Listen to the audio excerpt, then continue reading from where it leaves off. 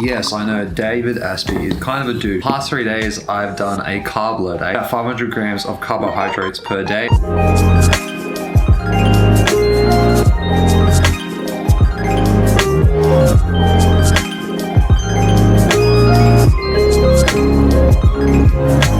And that is to essentially saturate my glycogen stores. And now we're switching to a keto diet, and we're gonna see how much weight or water weight I was holding solely from glycogen. And I've never done a keto diet before, so I've written up a meal plan for myself just so I'm actually able to hit my calories, my macros, and ensuring I'm staying under my carbohydrate intake. So we are gonna enjoy this lovely bulletproof coffee. And it's actually not that bad.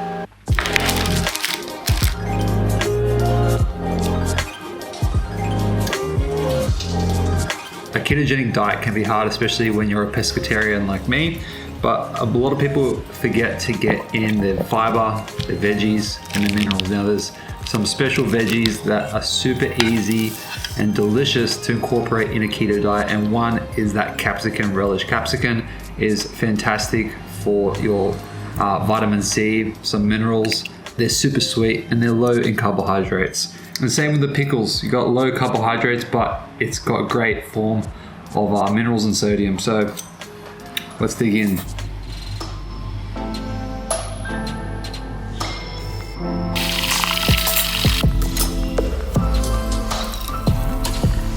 Forgot to mention that it's really key when you are doing these types of low carbohydrate diets, you have to really step into these foods that have a lot of dietary fiber. One, it's gonna keep you full because the dietary fiber is gonna stimulate your digestive system to say, hey, there's food in my system, we're good. Plus these plant foods that have a lot of dietary fiber that can still be included in a ketogenic diet or a low carb diet has a lot of minerals and some phytochemicals are in high amounts in these high carb foods like fruits, which is kind of a shame. I can't really consume some fruits because they're too high sugar and carbs. Okay, so I really step into vegetables, and one of my favorites is that capsicum relish, and only 100 grams of the capsicum has about 3 grams of carbs, which is just nuts. So we're 1 week after doing the keto diet, and we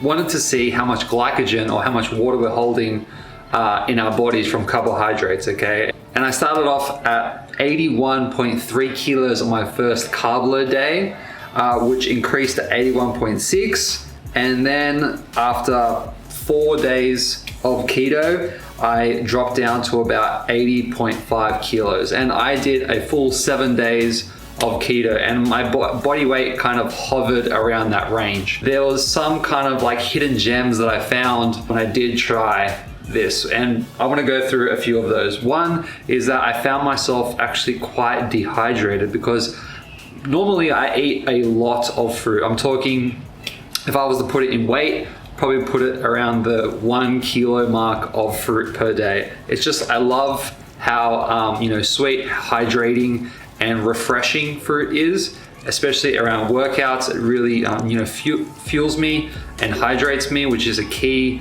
component when getting a good workout and recovering from your workout. So I was strategic about this, and I try to include as many forms of carbohydrates that I could that has minerals, phytochemicals, fiber, but are very low in carbohydrate. But yeah, I included a lot of pickled foods, olives, sauerkraut. These are very low in carbohydrates, high in fiber, because so a lot of the carbohydrates in these types of foods are actually technically not digested there. Here I've highlighted all my breakfast meal, and you can see in this chia pudding that I've got, the carbs, I have 45 grams of carbs, but here we have 20 grams of fiber. So the carbohydrates I've actually absorbed is only 25 grams. And in MyFitnessPal, it doesn't make this calculation. Here I have a side comparison of Chronometer and MyFitnessPal with the same ingredients, and you can see that Chronometer has the net carbs or the fiber minus from the carbohydrates to give you the proper amount of carbohydrates you absorb, whereas MyFitnessPal only shows the total carbohydrates. So if you are doing a keto diet, I recommend using Chronometer to track your calories. Another thing I experienced was low hunger.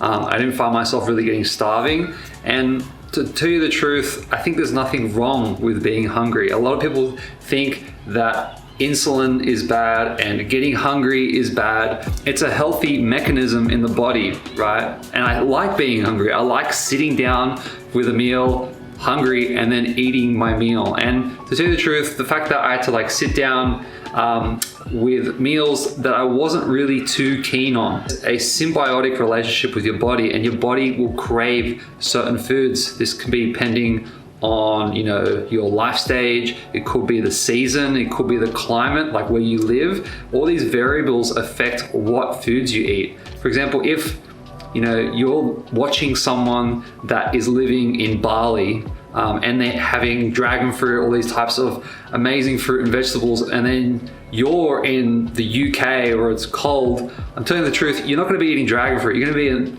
probably having a nice soup. And I think you have to listen to that spidey sense that your body is telling you. There's nothing wrong with you getting hungry, okay, and you craving certain food, but that can only be a negative is if you're eating highly processed food a lot of the time. You're not going to be able to have that sense to be able to recognize what your body is craving. If you're constantly going through drive-thrus and, you know, living a sedentary lifestyle, not respecting your sleep patterns, there's going to be an imbalance in your microbiome, in your hormones, and you're not going to be craving certain foods that is actually going to be nourishing you. And if there's one major point that I constantly try to share to my clients is that the best source of evidence is your own anecdotal evidence, right? You've got systematic reviews, you've got meta-analysis, you've got, you know, what the government says that for you to eat.